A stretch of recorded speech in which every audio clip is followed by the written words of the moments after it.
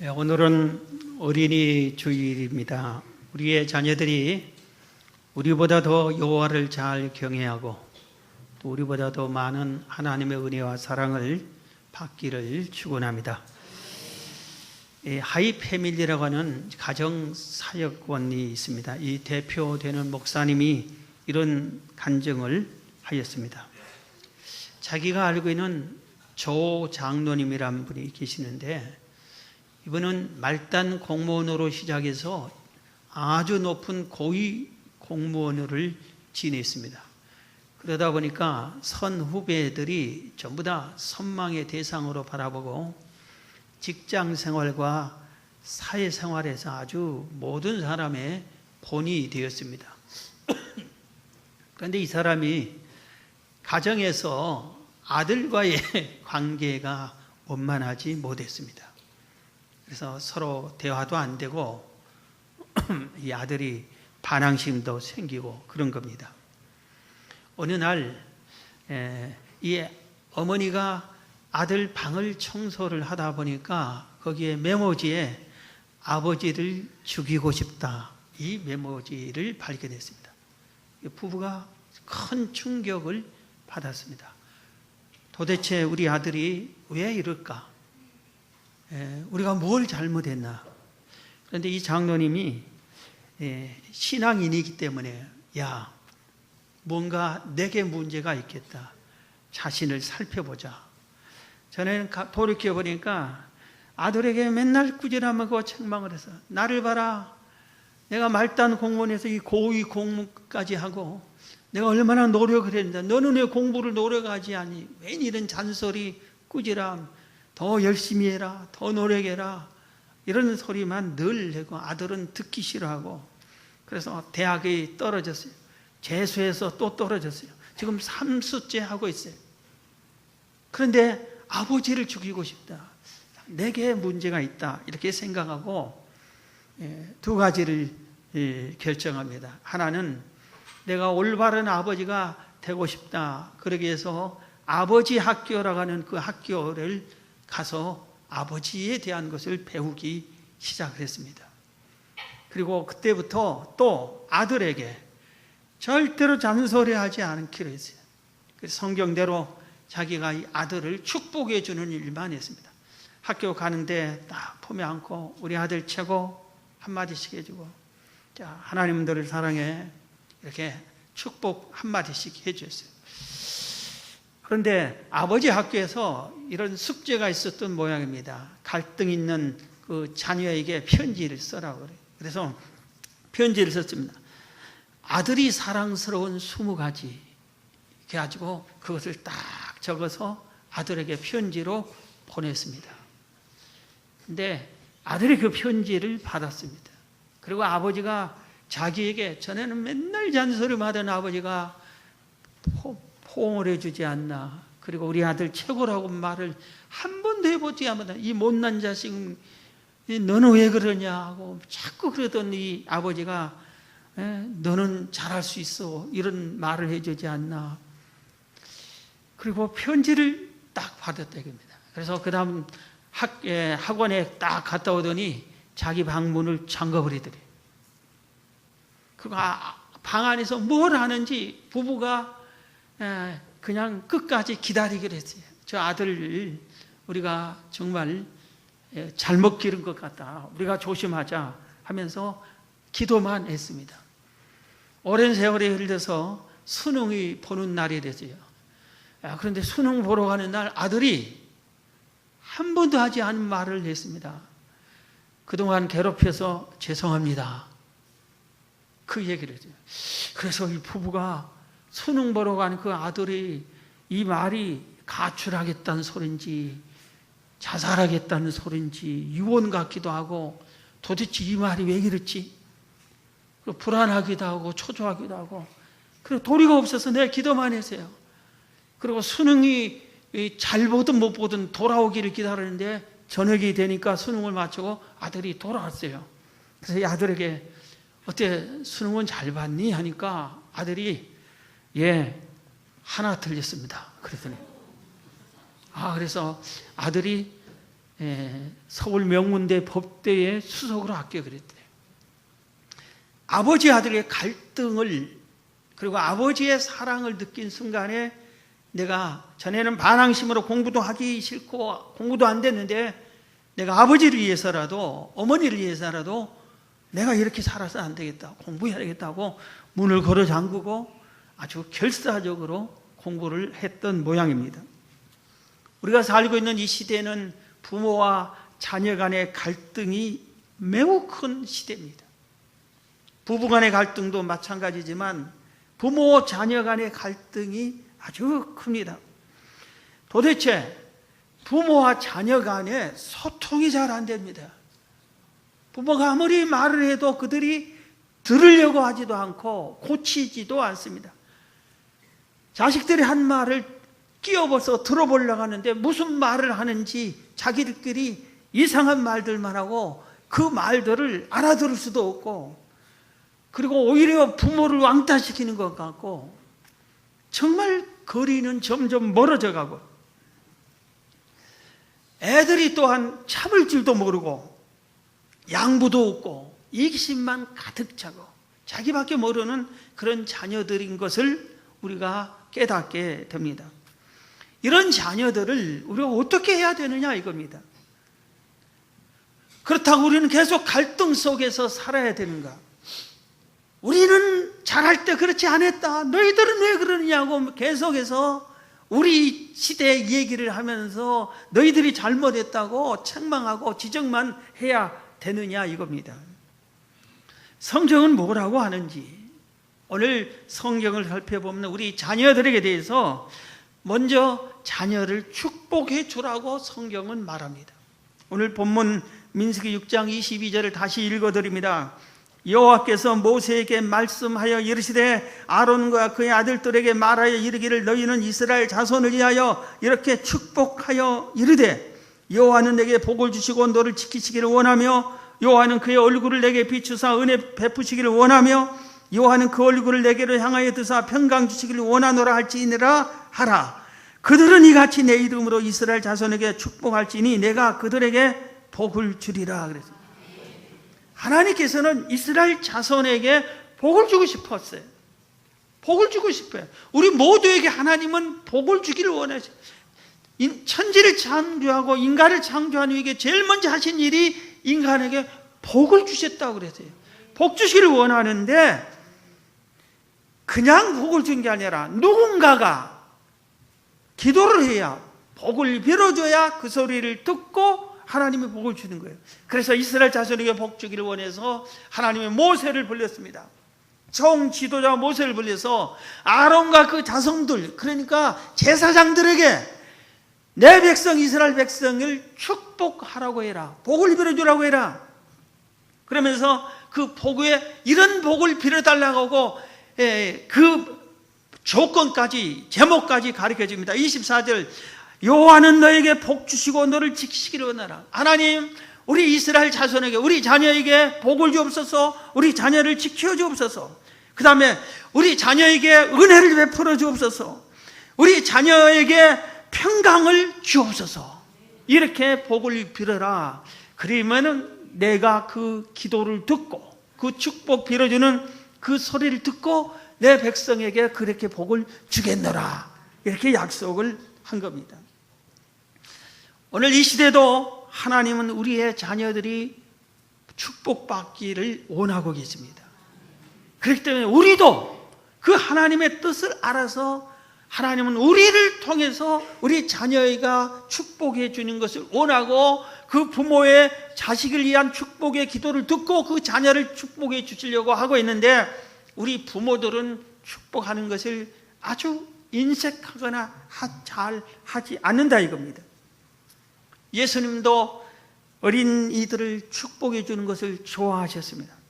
마가복음 10장 13절 이하에 보면은 사람들이 예수께서 만져주심을 바라고 어린 아이들 데리고 오매 제자들이 꾸짖건을 예수께서 보시고 노하시어 이르시되 어린 아이들이 내게 오는 것을 용납하고 금하지 말라. 하나님의 나라가 이런 것에 이런 자의 것이니라. 내가 진실로 너에게 이르노니 누구든지 하나님의 나라를 어린아이와 같이 받들지 않는 자는 결단코 그곳에 들어가지 못하리라 하시고, 그 어린아이들을 안고 그들 위에 안수하시고 축복하시니라.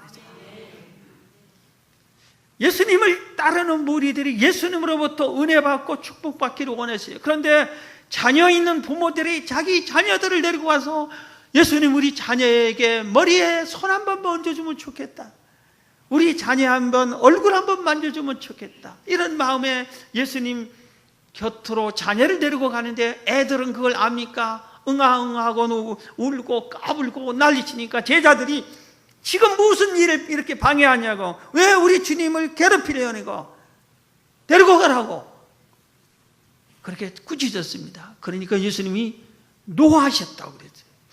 예수님은 함부로 노하시지 않는데 이 일을 보고 노하셨습니다.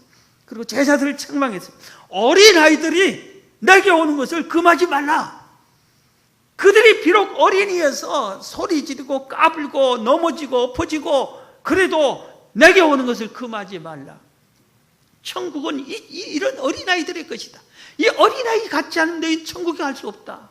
그러면서 어린아이를 한 명 한 명 품에 안으시고 특별히 안수 기도까지 해주면서 축복해 주셨다고 했습니다.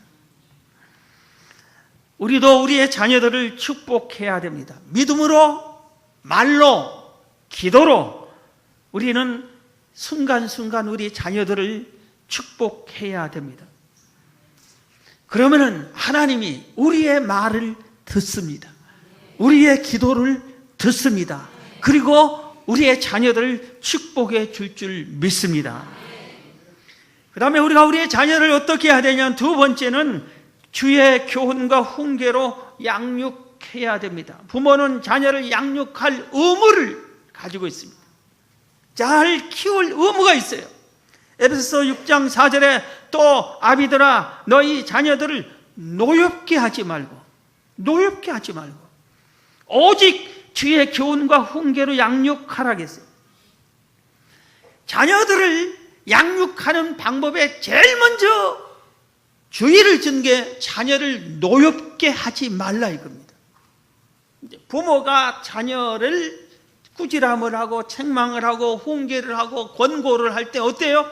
전부 옳은 소리를 말합니다. 옳은 소리를 해요. 도둑질 해라, 싸우라 그런 거 가르치지 않아요. 옳은 말을 가르칩니다. 그런데 이 소리를 자녀가 듣고 짜증을 내면은 그 옳은 소리는 자녀를 노엽게 하는 것이에요. 아무리 옳은 소리여도 받아들이는 사람이 그걸 받아들이지 않고 또 잔소리내, 또 바가지 긁네, 이러면은 그것은 아무 효력이 없고 오히려 역겹고만 나타나게 되는 것입니다. 그렇기 때문에 우리들이 자녀를 훈계할 때 자녀의 입장에서 자녀의 마음을 어루만지면서 그들의 생각 속에서 그들이 원하는 대로에서 우리가 바르게 옳은 길로 인도를 해야 되는 것입니다. 오늘 우리들이 말이 잘 요새는 자녀들과 통하지 않는다고 일방적으로 내 말만 들어, 이게 옳다, 이래야 된다, 강압적으로 한 그 부모 밑에 자녀들이 반항심이 더 많습니다. 그리고 잘못되기가 더 쉽습니다. 성격도 잘못될 수가 있습니다. 그래서 부모가 자녀의 동등한 입장에서 우리가 바른 길로 양육을 해야 되는 겁니다. 신명기 6장 4절 이하에 보면은 이스라엘 유대인의 자녀 양육의 핵심 구절이 있습니다. 이스라엘아 들으라, 우리 하나님 여호와는 오직 유일한 여호와이시니 너는 마음을 다하고 뜻을 다하고 힘을 다하여 내 하나님 여호와를 사랑하라. 오늘 내가 내게 명하는 이 말씀을 너는 마음에 새기고 내 자녀에게 부지런히 가르치며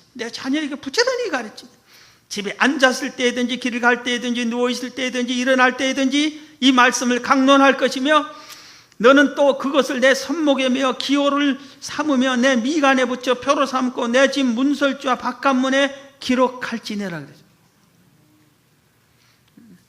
여러분, 지금 전 세계에서 가장 부자 나라가 어디 나라죠? 미국이에요. 그런데 미국의 부를 가장 많이 소유하는 사람이 유대인들이에요. 우리나라의 부는 재벌들이 다 소유하고 있어요. 많이 70%를 재벌들이 가지고 있다고 해요. 그런데 미국의 부는 유대인들이 그렇게 가지고 있는 거예요. 도대체 유대인들이 왜 이렇게 큰 물질의 복을 받느냐? 그런데 유대인들에게서는 자녀 교육이 전 세계의 국민들과 전혀 다른 점이 있습니다. 그들은 태어나면은 어디서 태어나든지 그들은 나라를 잃은 지가 2000년 가까이 나라가 없었어요. 우리나라는 36년밖에 나라를 잃은 적이 없지만 그들은 2000년 가까이 나라가 없었다. 그런데도 그들은 그들의 말을, 그들의 신앙을 한 사람도 잃지 않게 했습니다. 그래서 이 사람이 미국에 태어난 유대인이면은 미국에서 살려면 미국 말을, 영어를 배워야 되잖아요. 그런데 영어를 배우기 전에 자기 나라 말인 성경에 기록된 성경을 가르치기 위해서 성경의 언어인 히브리어를 먼저 가르쳐요. 자기들의 언어 히브리어를 먼저 가르쳐요. 그리고 그 가르친 목적이 바로 오늘 읽어드린 이 말씀을 자식에게 전수하기 위해서, 이 자녀에게 이걸 가르쳐주기 위해서 그 히브리어를 애기 가르쳐줘요. 그리고 미국에 살기 때문에 영어를 배우게 해주는 거예요. 이 말의 뜻이 뭡니까? 하나님의 유일한 여호와시다. 하나님이 유일한 참신이다. 참신은 하나님밖에 없다. 이걸 자식에게 가르쳐라. 이겁니다. 첫 번째가 이거예요. 두 번째, 그 하나님을 너는 마음을 다하고 뜻을 다하고 힘을 다해서 사랑하라. 마음을 다하고 뜻을 다하고 힘을 다해서 살아라. 예수님께서 이 계명을 가르치는 목숨을 다해서 사랑하라. 하나님을 사랑하라. 이렇게 가르쳤습니다. 그래서 이거를 가르치기 위해서 이 성경의 원어인 히브리어를 가르쳐주고, 그리고 이 말씀을 가르쳐주고 다른 성경도 가르쳐주는 겁니다. 하나님이 그러니까 이 민족에게 복을 주신 건 당연한 것이 아닌가, 이런 생각을 우리가 할 수밖에 없습니다. 미국의 초대 대통령 조지 워싱턴이 대통령 시절에 자기 어머님 생일 잔치를 한 적이 있습니다. 대통령이 어머님 생일이라고 하니까 얼마나 많은 고급 관리들이 모였겠어요. 잔치를 딱 하는데 인사하면서 프랑스 대사가 왔습니다. 그래서 이 조지 워싱턴의 어머니에게 생일을 축하합니다. 그러면서 어머니는 어떻게 해서 저렇게 훌륭한 아들을 기르셨습니까? 하고 물어봤습니다. 그랬더니 조지 워싱턴의 어머니가 이렇게 말했다고 합니다. 나는 내 아들을 어려서부터 하나님의 말씀에 순종해라, 교회를 떠나지 말라, 이 두 가지를 가르쳤습니다. 하나님의 말씀에 순종해라, 하나님의 교회를 떠나지 말라, 이 두 가지를 가르쳤더니 이 아들을 하나님이 이렇게 축복해 주셨습니다. 작은 천국 만들기라는 책이 있어요. 그 책에 보면 성경적으로 자녀를 훈계하는 방법을 소개합니다. 몇 가지 말씀드리면, 항상 하나님의 권위 아래서 훈계하라. 이건 뭐냐면은 자녀를 훈계할 때에 성경으로 하라 이겁니다. 예를 들어 자녀에게 도둑질이 있어요. 야 이놈아, 도둑질하면 어떻게 되니? 도둑질하지 마 하면은 이 자녀가 이걸 잘 받아들이지 않을 수 있으나, 성경에 도둑질하지 말란 성경을 가지고 성경에 하나님 말씀에 도둑질하지 말라겠다. 그래, 도둑질하지 말아라. 자식이 부모를 못 알아주고 효도도 안 하면은 야 이놈아, 너는 왜 효도도 안 하니? 옆집에 누구는 어버이날에 여행도 보내주고 옷도 사주고 그러는데 너는 왜 그것도 다 잊어먹었어? 왜 그래? 그러면은 자식이 반항심이 생겨. 성경에 내 부모를 공경하라, 그래야 네가 이 땅에서 장수하고 잘 된다고 했다. 야, 그러니 너는 부모를 공경해야 돼. 그럴 때 하나님이 너를 복 주신다고 했잖아. 성경으로 교훈하라 이겁니다. 자기 생각으로 하니까 아버지 생각과 나는 정반대하고 받아들이지 않는다 이겁니다. 훈계할 때는 반드시 기도가 수반되어야 한다고 그랬어요. 뭔가 훈계하고 책망을 하려고 하거들랑 기도하고, 하나님 내가 내 아들에게 이걸 말하려고 하는데 아들이 잘 받아들이게 해주세요. 내 감정이 화가 솟구치지 않고 진지하게 잘 전달하게 해주세요. 이렇게 기도하고 가르치요. 훈계하라. 그리고 훈계하면서도 기도하고, 마친 다음에도 이 자식이 이걸 잊지 않고 실천하게 해주세요 하고 기도하라. 기도로 훈계하고 기도 전후도 훈계하라 이겁니다. 기도로 하라. 기도하면서 훈계하라 이겁니다. 세 번째는 사랑하는 마음으로 하라. 여러분, 사랑하는 마음으로 자식을 채찍질하면 자식이 합니다.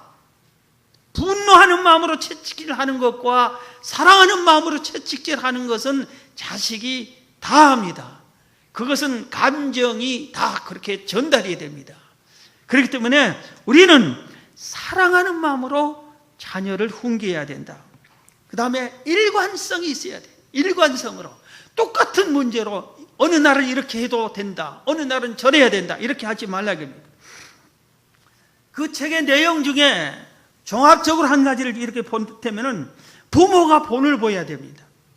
부모가 본을 보여야 되고 정직해야 돼요. 정직해야, 부모가 특히 정직해야 된다 이겁니다. 며칠 전에 우리 부부가 우리 모처럼 신북온천에 한번 가자고, 그래서 신북온천에 올 들어 처음 우리 부부끼리 둘이서 한번 갔다 왔어요.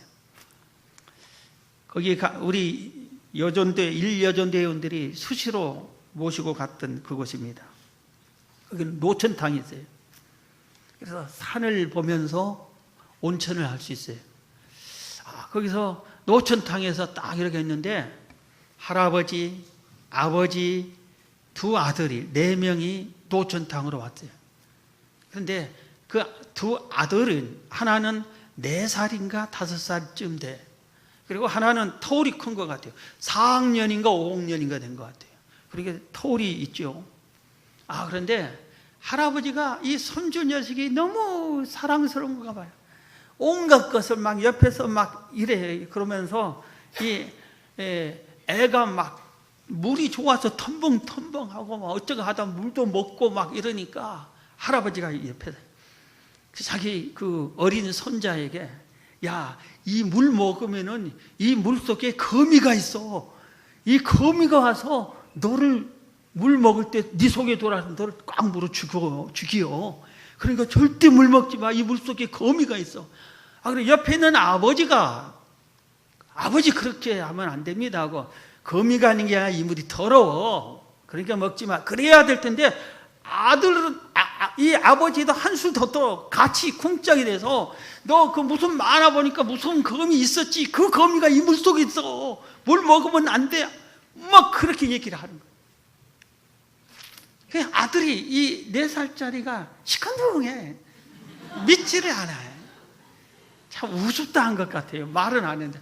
그러다가 형이 안 보였어요. 이 4학년쯤 되는 애가 안 보였어요. 할아버지, 형아 어디 갔어? 그랬더니 할아버지가 이번엔 정말 어이없는 거짓말을 해요. 네 형아가 이 물 먹었더니 거미가 잡아가 버렸어. 그렇게 얘기하는 거예요. 그러니까 이 4살짜리가 뭘 하는지 알아요? 어찌 그런 일이 있을 수 있어? 안 믿는다며. 그리고 타타타타타 걸고, 아마 말하는데 속으로 어른들이 별 거짓말 다 해. 그런 것 같아요. 우리가 볼 때는 옛날에 그랬잖아요. 야, 뭐 순사가 데려와, 호랑이가 와. 여러분, 이게 다들 하는 건데 거짓말이잖아요. 새빨간 거짓말이잖아요. 산타크로스 할아버지야, 어린이 언젠가 우리 교회 성탄절에 그 어린이집 산타크로스 할아버지 이렇게 하는데 거기 좀 똑똑한 애가 있었어요. 아이, 그 선생님 어느 남자 선생님인지를 눈치를 채었어요. 산타크로스 할아버지다 내가 뭐 하면서 이렇게 주니까 수염을 딱 이렇게 하면서 선생님! 여러분, 애들한테 거짓말하면은 애가 어떻게 되느냐, 이건. 정직해야 돼요. 아버지가 잘못했다. 실수하는 것은 정직해야 됩니다. 엄마가 더 잘할게. 네 생각이 더 옳다. 아무리 어린아이라도 그렇게 우리가 정직해야 됩니다. 무조건 강압적으로 이게 옳다, 이래야 된다, 그게 아니라 이겁니다. 자, 세 번째입니다. 우리의 자녀를 우리가 어떻게 해야 되느냐? 사랑해야 됩니다. 자녀를 축복하고 주의 교훈과 훈계로 양육하고, 세 번째는 자녀를 사랑하는 겁니다. 이게 우리 자녀를 잘 훌륭하게 키우는 거예요. 이 세상에서 자녀를 사랑하지 않는 부모가 어디가 있어요? 다 사랑합니다. 그런데 왜 부모와 자녀 간에 갈등이 생겨요? 이건 부모가 자녀의 사랑을, 잘못된 사랑을 베풀기 때문에 그런 겁니다. 사랑을, 올바른, 좋은, 바른 사랑을 가지고 자녀를 사랑을 해줘야 됩니다. 자, 그 올바른 사랑은 뭐냐? 자녀를 존중하는 거예요. 자녀를 존중해요. 에머슨이라는 분이 이런 말을 했습니다. 아동 교육의 비결은 아동을 존경하는 것이다. 어린아이를 존경하는 것이 이 어린아이 교육의 비결이라고 그랬어요. 교육의 본질이 사랑과 존경과 신뢰라고 합니다. 사랑과 존경과 신뢰해 주는 것이 교육의 본질이 돼야 된다, 이겁니다. 우리의 자녀는 존경의 대상, 존중의 대상이 돼야 됩니다. 왜 그랬죠? 왜 그래요? 이 자녀가 하나님이 우리에게 주신 선물이기 때문에, 그렇기 때문에 이 자녀는 하나님의 것이기 때문에, 이 자녀가 하나님의 자녀입니다. 내 자녀인 것도 맞지만 하나님의 자녀, 내가 하나님의 자녀인 것처럼 이 자녀도 하나님의 자녀예요. 그래서 이 자녀는 하나님의 사랑받는 하나님의 자녀예요. 이 자녀를 무시하면은 그의 아버지를 무시하는 거예요. 그 아버지 하나님을 무시하는 거와 마찬가지예요. 자녀를 존중해 줘야 돼요. 여러분이 여러분의 자녀를 존중합니까? 죄송하지만 우리 어머님은 제가 교회를 개척하고 강단에서 설교하는 그때부터 지금 40년 동안을 존중해 주세요. 반말을 하지 않았어요. 그때부터. 옛날에 우리 어머니는 저를 공부하라고 빗자루라고 때렸어요. 그리고 막 혼냈어요. 그 무섭게 했던 그 어머니가 내가 주의 종이 돼서 그런지 어떻든 그때부터 반말을 하지 않았어요. 그리고 저를 꼭 전도사님, 목사님으로 불렀어요. 어디 가서든지 친척들 모임에서 우리 외삼촌들 있는 데서도 우리 목사님이라고 소개를. 그러면 조카 하려다가 목사님 맞는가? 이렇게 돼요. 그렇게 돼요. 그래서 우리 어머님이 하루에 몇 번을 만날 때마다, 저를 볼 때마다 한 말이 우리 금덩어리, 복덩어리 그럽니다. 축복 기도예요, 그게. 금덩어리. 하루도, 지금까지 하루도 자식들을 위해서 기도를 쉬는 법이 없어요. 하루도. 그러니까 이 어르신이, 자식들이 함부로 할 수가 없는 거예요. 기도하는 어머니니까. 저 기도를 하나님이 너무 잘 드린다는 것을 아니까 함부로 할 수가 없는 거예요. 우리 장모님도 그러시더라고요. 장모님도 그랬어요. 목사님이라고만 불렀지 의사이라고 한 번도 하지 않았어요. 자녀를 존중해 주면은 그 자녀가 존중받는 사람이 될 줄로 믿습니다. 여러분이 여러분 자녀를 천덕꾸러기로 여기면은 사람들이 여러분 자녀를 천덕꾸러기로 여기는 거예요. 존중하시기를 주 여러분으로 축원합니다. 그 다음에 편애하지 말아야 돼요. 요새 한 자녀를 둔 부모는 반드시 이 말을 기억해야 됩니다. 과잉 사랑하고 있어요. 과잉 보호하고 있어요. 그렇기 때문에 이 자녀가 너무 사랑을 받다 보니까 이기심으로 가득 차 있어요. 그리고 아무 말도 듣지 않아요. 요새 어린이집을 이렇게 보고 우리 꿈노래 어린이 유아들이 와서 많이 배웁니다. 느낀 점이죠. 옛날과 지금과 다른 점이죠. 애들이 어느 누구 말도 듣지 않는다는 겁니다. 아무리 얘기를 해도 듣지 않아요. 자기 마음대로 해버립니다. 그래서 선생님들이 얼마나 힘들어할까. 우리 영유치부 교사들, 유초등부 교사들, 중고등부 교사들이 얼마나 힘들까. 학교 선생님들이 얼마나 힘들까. 이런 생각을 해봤어요. 대부분이 하나인 애들이 그래요. 전부 자기 중심으로 그러니까. 그런데 둘 이상인 부모가 반드시 또 들어야 돼요. 편애해서는 안 됩니다. 자식을 누구를 더 사랑하고 덜 사랑하면은 자식 간에 갈등이 생깁니다. 야곱에게는 12명의 아들이 있었어요. 그 12명 아들 중에서 야곱이 11번째 아들 요셉을 지극히 편애했습니다. 그럴 만한 게 있어요. 야곱이 아내가 둘이고 첩이 둘이에요. 아내가 둘이고 아내들이 자기 남편에게 준 첩으로 만들어준, 그러니까 아내가 4명이에요. 거기서 12명의 아들들을 낳았어요.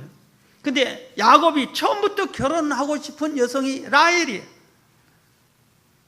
이 라헬을 제일 사랑했어요. 그런데 장인이 속여가지고 라헬과 결혼시킨다 했다가 그 언니를 야곱에게 결혼식 밤에 신부로 놓아줘서 자고 보니까 언니예요. 그래서 나중에 7년도 봉사해서 둘째 딸도 주마. 그래서 봉사를 더하게 시킵니다. 그래서 이 라헬이, 그런데 라헬이 자녀를 못 낳았어요. 늦게 낳았어요. 그래서 11번째로 요셉이 태어났어요. 그러니까 이 요셉을 내가 제일 사랑하는 아내가 낳은 아들이니까 다른 아들보다 더 사랑이 갈 것 같다는 것은 우리가 이해가 돼요. 그런데 너무 차별나게 사랑해요. 그 당시에 목동들은 반팔 옷을 입게 돼 있었어요. 목동들이 입는 옷이 반팔로 된 거. 그런데 이 요셉에게만 그 당시 최고의 명품 중에 명품인 채색 옷을 특별 주문해 가지고 입혀줬어요. 그러니 형들이 어떻게 했어요? 우리 아버지는 맨 요셉만 사랑한다고. 요셉이 한 말은 다 인정해 줬어요. 지지해 줬어요. 그러니 형들이 요셉을 미워합니다. 나중에는 들판에서 죽이려다가 장자가 겨우 설득해서 노예로 팔아버립니다. 이런 갈등이 생긴 거예요. 편애의 결과는 절대로 좋지 않은 열매만 맺을 수밖에 없는 거예요. 편애하지 마세요. 자, 그 다음에 자녀를 존중하고 편애하지 말고, 세 번째는 무조건 사랑하래요. 무조건 사랑하래요. 자녀가 실수해도, 자녀가 실패를 해도 사랑해야 됩니다. 대학에 떨어진 자녀는 얼마나 마음이 아프겠어요. 그런데 누구도 합격하고 누구도 합격했는데 너만 이 못난 놈아, 너만 왜 떨어졌냐 하고 부모가 그러면은 그 자녀의 상처가 얼마나 심하겠어요. 실패해도 사랑하고 실수해도 사랑해요. 남과 비교했을 때 못나 보여도 사랑해야 됩니다.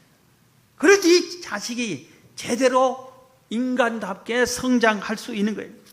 탕자의 비유에서 이 탕자가 아버지의 재산을 뺐다시피 해서 다 가지고 와서 허랑방탕하게 다 쏟아버리고 노숙자가 돼서 거지가 돼서 돌아왔는데도 불구하고 이 아버지가 그를 맨발로 뛰어가서 포옹을 합니다.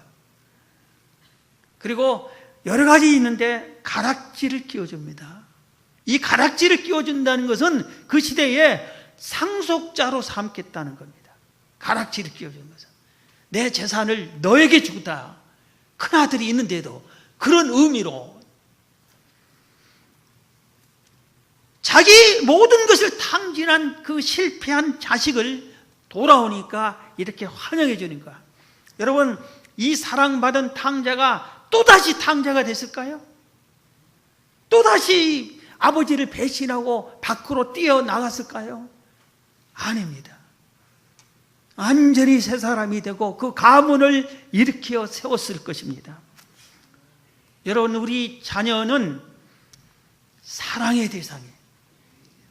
그 사랑은 조건을 생각하지 말고 무조건 사랑해야 됩니다.